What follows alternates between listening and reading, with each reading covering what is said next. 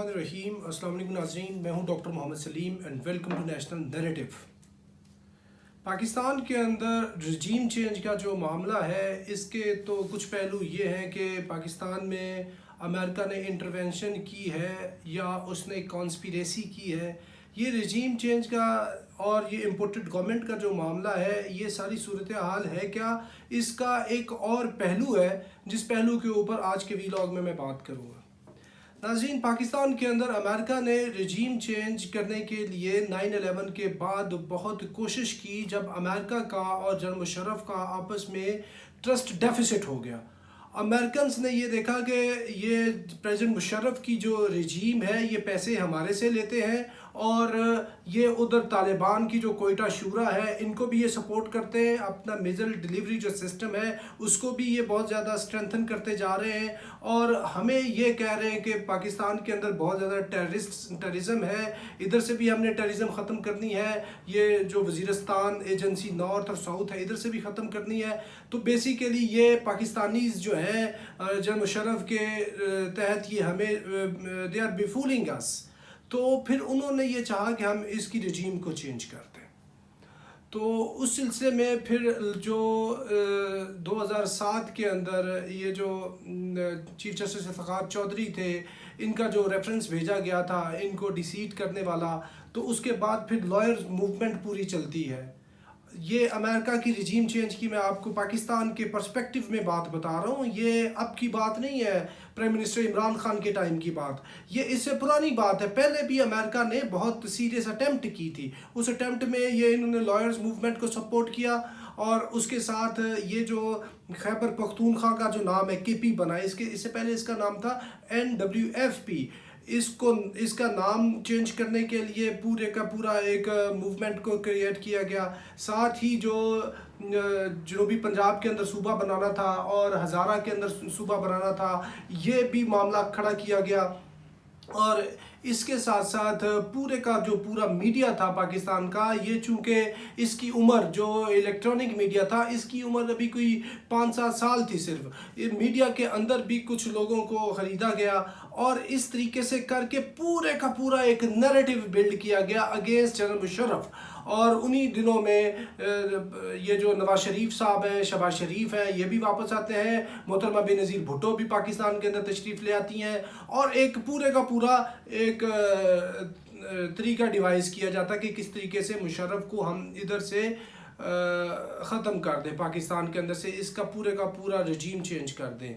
तो उस सिलसिले के अंदर उनकी एक जो ऑप्शन थी वो ब्लैक स्वान भी थी कि हाई प्रोफाइल असैसिनेशन कर दी जाए, मुशर्रफ की असैसिनेशन कर दी जाए। क्योंकि इससे पहले भी जनरल मुशर्रफ के ऊपर सुइसाइड अटैम्प्ट्स हो चुकी थी, लेकिन जो पाकिस्तान की मिलिट्री इस्टेब्लिशमेंट थी उसने ये कमिटमेंट कर ली थी कि अब की बार हम जो है अपना चीफ ऑफ आर्मी स्टाफ या अपने मुल्क का जो सरबराह है, इसकी असैसिनेशन नहीं होने देंगे। अमेरिकन को कैटेगोरिकली ये पैगाम दे दिया गया था। क्योंकि इससे पहले पाकिस्तान का जो सदर था, सदर ज़ियाउल हक, उसकी भी असैसिनेशन हुई। उससे पहले जो जुल्फ़िकार अली भुट्टो साहब है, उसकी भी जो असैसिनेशन होती है, जुडिशल किलिंग जो होती है, उसके अंदर भी अमेरिकन इन्वॉल्वमेंट है इन one way or the other. We are not going into the detail. तो उससे पहले लियाकत अली खान की असैसिनेशन होती है और ये फिर 27 दिसंबर 2007 को मोहतरमा बेनज़ीर भुट्टो की असैसिनेशन हो जाती है। तो अब की बार फिर पाकिस्तान की जो इस्टेब्लिशमेंट थी, इसने ये कमिटमेंट कर ली कि रजीम चेंज भले हमारे कंट्रोल से बाहर हो जाए, लेकिन हम अपने मुल्क के जो सरबराह है उसकी कुर्बानी, अभी उसकी असैसिनेशन नहीं होने देंगे।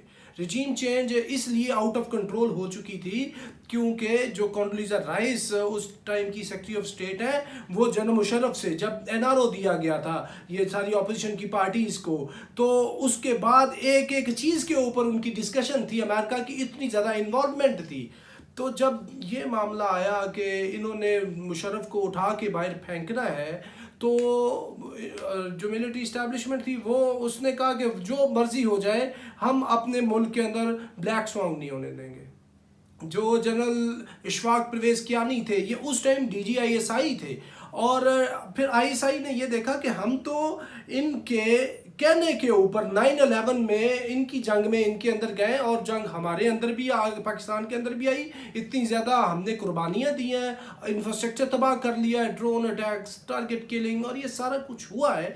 बजाय इसके कि वो इसकी एप्रिसिएशन करते, हमें कॉम्पनसेशन देते और दुनिया के अंदर हमें आगे लेके जाते, उन्होंने तो दुनिया के अंदर पाकिस्तान फोबिया और इस्लाम फोबिया जो है वो उसको प्रमोट किया है। तो फिर इन्होंने ये समझा कि ये जो अमेरिकन हैं ये हमारे साथ बेसिकली डबल गेम कर रहे हैं और हमें जो है वो स्केपगोट के तौर पर इस्तेमाल कर रहे हैं।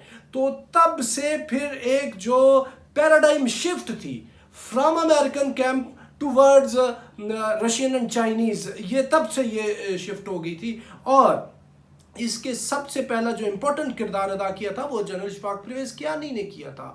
और तब से लेकर अब तक केजीबी और आईएसआई दोनों के 3 ऑफिसर्स म्यूचुअली मुल्कों के अंदर पोस्ट होते हैं ताकि वो एक दूसरे के लिए वो जितने भी एवेन्यूज़ हैं उनको वो तलाश कर सकें। और वो जो एक सरदमोरी थी एक दूसरे के ख़िलाफ़, जो एक मुखासमत का वो एक टाइम था, तो वो सारी की सारी चीज़ों की स्टडी की जाए और एक दूसरे के करीब आया जाए, इकोनॉमिकली, टेक्नोलॉजिकली एंड मिलिटरीली। तो ये तब से जनरल इशफाक परवेज़ कियानी के टाइम से लेके अब तक ये काम हो रहा है, इसमें कोई रुकावट नहीं आई। और इन्होंने ये क्या काम किया था, ये जब रिजीम चेंज का ये मामला था तो ऑपरेशन राह रास्त जो था सवात के अंदर हो रहा था, उसके अंदर तो अमेरिका ने खुद पाकिस्तान के साथ वो धोखाधड़ी की कि बिल्कुल ऑपरेशन के दौरान पाकिस्तान को कोबरा हेलीकॉप्टर के वो चाहिए थे, स्पेयर पार्ट्स चाहिए थे, एनवीजीज के स्पेयर पार्ट्स चाहिए थे और इस तरह का मिलिट्री हार्डवेयर चाहिए था, तो इन्होंने इनकार कर दिया था। और इसके अलावा ये खाली ये दूसरा मिलिट्री लेवल के ऊपर नहीं था कि हमारी इनके साथ मुखासमत थी, ये इंटेलिजेंस के लेवल पे भी थी, क्योंकि जो आईएसआई थी वो खाली सीआईए के खिलाफ जंग नहीं लड़ रही थी, वो साइमल्टेनियसली ये जो नेक्सस था सीआईए, रॉ, एनडीएस और मोसाद, इसके खिलाफ भी इनकी ये सारी जंग थी। और इस सिलसिले के अंदर जो खोस्त है अफगानिस्तान, उसके अंदर जो सीआईए का डबल एजेंट था वो आईएसआई ने मारा था। और ये एक पैगाम था कि आप पाकिस्तान के अंदर ये जो रिजीम चेंज और इस तरह की चीज़ों को करने जा रहे हैं तो पाकिस्तान को आप इतना भी इजी ना ले और अपनी इंटरफेरेंस कम करें, हम भी आपको आपके घर में घुस के मारेंगे। तो ये मैसेजिंग थी। इसके बाद फिर ताल्लुकात ख़राब रहे काफ़ी अर्सा। ये देखें रेमंड डेविस का वाक़या होता है और रेमंड डेविस के वाक़या के अलावा जब ये मामला होता है ये ब्लैक वाटर के जो एलिमेंट्स हैं, लियोन पनेटा जो सीआईए का डायरेक्टर है और आईएसआई का उस टाइम का चीफ है जनरल शुजा पाशा, इनकी आपस में हार्ट टॉक होती है। और हमें खुद पता है लाहौर के अंदर ब्लैक वाटर के कितने एलिमेंट्स इधर फिर रहे थे टिल्टेड गाड़ियों के अंदर। तो फिर जनरल पाशा ने उधर कमिटमेंट की कि I will kick out every single boot of black water from the soil of Pakistan and he ensured with in couple of months. और ये भी मामला चलता रहा। सलाला का वाक़या आता है वो, और इस तरह की कितनी चीज़ें आती हैं। एबटाबाद के वाक़े के ऊपर पाकिस्तान और अमेरिका की आपस के अंदर ये जो सारी गड़बड़ हुई है, तो यानी ये जो अमेरिका ने पाकिस्तान को बार बार ज़ख्म पहुंचाने की और अपनी जो पपेट गवर्नमेंट है उसको स्टेज करने की और उससे अपना काम लेने की कई दफ़ा कोशिश की है। और ये जो पाकिस्तान पीपल्स पार्टी का टाइम था 2008 से लेकर 13 तक का, इसमें तो उन्होंने पाकिस्तान को बहुत ब्लीड किया और पाकिस्तान को बहुत ही ज़्यादा डैमेज किया। इकोनॉमिकली भी आप बात कर लें और मिलिटरीली बात कर लें, फॉरेन पॉलिसी के एस्पेक्ट से बात कर लें, तो फिर पाकिस्तान ने कमिटमेंट की थी कि हम जो है अभी अमेरिका का आलाकार नहीं बनेंगे, ग्रेजुअली हम एग्जिट करेंगे अमेरिकन कैंप से। और फिर आते आते ये टाइम आता है, प्राइम मिनिस्टर इमरान खान का टाइम आता है। और ये बात की जाए कि इमरान खान साहब ने ये जो काम किया है कि जी एब्सोल्युटली नॉट, और उसके अलावा इन्होंने जो बात की है कि हम जो है उनको किसी तरह का वो जो ये जो इंटरवेंशन कर रहे हैं उसकी इजाज़त नहीं देंगे। इससे पहले चीज़ें हो चुकी थी, क्योंकि ये जो अड्डे लेने की बात थी, उन्होंने वो जो इंटरव्यू था सिर्फ उसके अंदर बात नहीं की थी, उससे पहले जो CIA का चीफ था पाकिस्तान आ चुका था और उसने पाकिस्तान की मिलिट्री हाई कमांड से बात की थी कि हमें आप कुछ इधर अड्डे दें, हमें जो है वो एयर कॉरिडोर दें, हमने आपकी एयर स्पेस यूज़ करनी है इधर हिट करने के लिए कुछ टेररिस्ट को अफगानिस्तान के अंदर। तो उन्होंने पहले इनकार किया, इंटरव्यू इमरान खान का बाद में आता है। और ये जो बात है कि इन्होंने इंटरवेंशन की है कि नहीं की, ये this is writing on the wall.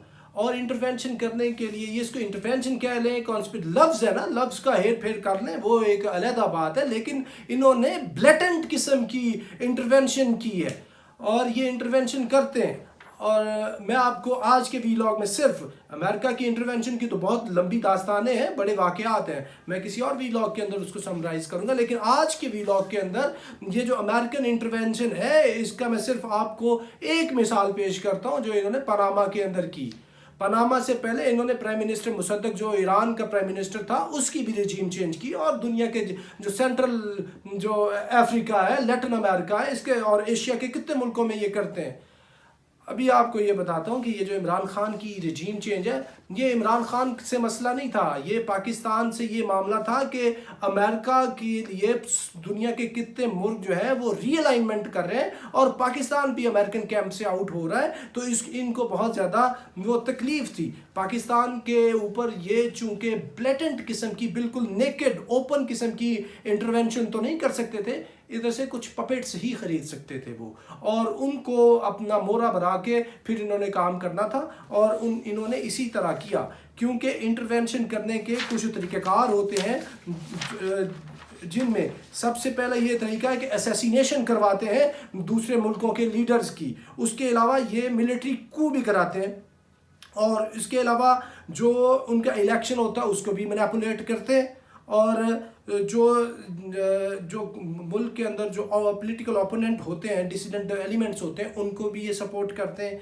ये तरीक़ेकार हैं इनके इंटरवेंशन के, और ये उमूमी तौर पे ओवर्ट किस्म की इंटरवेंशन नहीं होती, ये कोवर्ट ऑपरेशन होता है। इसका सिर्फ कुछ लोगों को पता होता है, या जेसॉक वालों को पता होता है उधर से, या इधर से वो लोग जो खरीदे जाते हैं।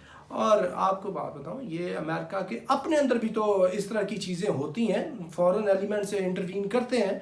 आप हिलरी क्लिंटन की जो जितनी वो सारी वो ईमेल्स थी, वो सारी की सारी, वो उसका जो मामला था जब she was candidate for presidential election in America, और अभी रिसेंटली जो ट्रंप ने इलेक्शन जीता था, तो जो ट्रंप के जितने जो मुखालिफिन थे वो कहते थे कि प्यूटन ने इसको सपोर्ट किया, प्यूटन ने पैसा भी दिया है और उसने वैसे भी इसको बहुत सपोर्ट किया है। यानी अमेरिका जैसे मुल्क के अंदर अगर ये चीज़ हो सकती है कि जो उसका ओपोनेंट है वो आके इंटरवीन कर सकता है, तो फिर पाकिस्तान की क्या बात।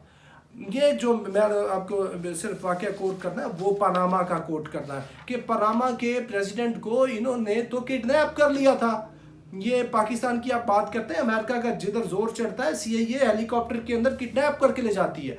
वही पनामा का जो नोरिजा था वो पहले इनका मंजूर नज़र था, CIA के पेरोल पे था, फिर पेरोल से निकाल देते हैं, फिर ज़रूरत पड़ती है फिर ले आते हैं, और इवेंचुअली ताल्लुकात इतने ख़राब होते हैं कि उसको पनिश करने के लिए और पूरी रिजीम को चेंज करने के लिए ऑपरेशन जस्ट कॉज के नाम से ये उधर ऑपरेशन करते हैं। और फिर 3 जनवरी 1991 को जब बुश सीनियर का टाइम होता है, तो उधर से फिर उसको अरेस्ट कर लेते हैं, और इस सारे के सारे ऑपरेशन के अंदर अमेरिकन ट्रूप्स आते हैं जो पनामा में इन्वेड करते हैं।